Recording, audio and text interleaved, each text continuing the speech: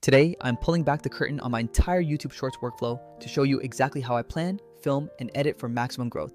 We are covering the whole process, including my favorite hacks for turning simple ideas into subscribers and actual business leads.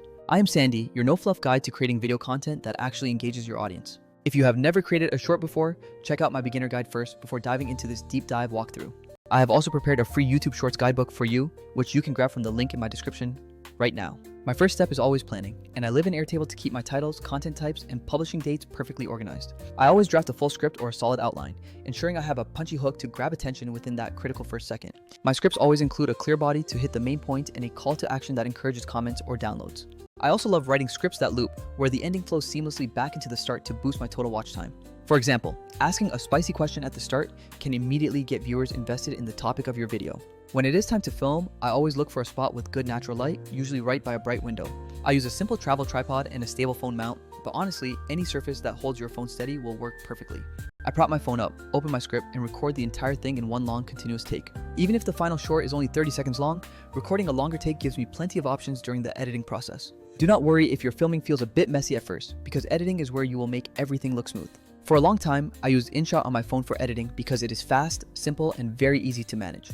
I import the full take, trim out the mistakes, and then layer B-roll on top to keep the visuals interesting. Since InShot is limited with layering, I often have to extract the audio first, add the B-roll, and then lay the audio back down. That is where Vizard really changes the game for me by automatically scanning my long video to find the most engaging moments. It identifies high energy parts, key phrases, and natural breaks, saving me from scrubbing through hours of footage manually.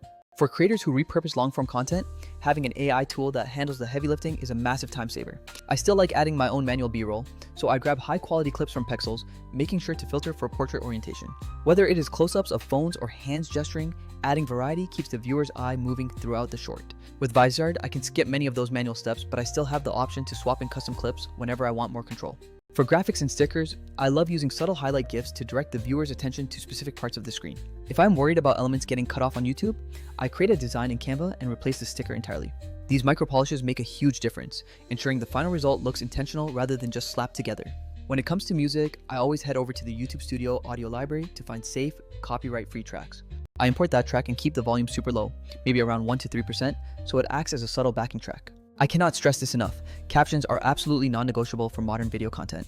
I use the Captions app on my iPhone to auto-generate them, which takes minutes rather than hours of typing. Always remember to review your auto captions and clean them up because nothing beats the accuracy of a quick manual check. When I am ready to upload, I open the YouTube app and craft a title focused on curiosity and value. After uploading, I switch to my desktop for the heavy lifting, where I optimize my description, hashtags, and links. I also use a plugin like TubeBuddy to help surface keyword suggestions and better tag ideas for my video. While tags are useful, remember that they are not a magic bullet. Your titles and descriptions carry much more weight. Scheduling is another area where Vizard really shines by helping me stay consistent without all the late night stress. Instead of juggling spreadsheets, Vizard's content calendar lets me visualize what is going live and move things around instantly. It allows me to set posting frequencies and cue clips across multiple platforms automatically. Of course, I still check the AI suggestions, tweak my hooks, and make sure everything matches my brand's voice. Compared to the old way of scrubbing and resyncing manually, this workflow collapses hours of work into just minutes. There are many great tools out there, but Vizard hits the sweet spot for creators who need smarter editing and built-in scheduling. To wrap things up, remember to record in long takes, film with natural window light, and keep your scripts tight. Always include a strong hook in the first 3 seconds, use captions, and keep your music background friendly. If this walkthrough helped you, please leave a thumbs up and subscribe for more deep dive creator hacks. If you want to see how Vizard can help you turn your own long videos into viral shorts, check the link in the description. Go check out my other video on top shorts hacks next, and I will see you in the next one. Happy creating!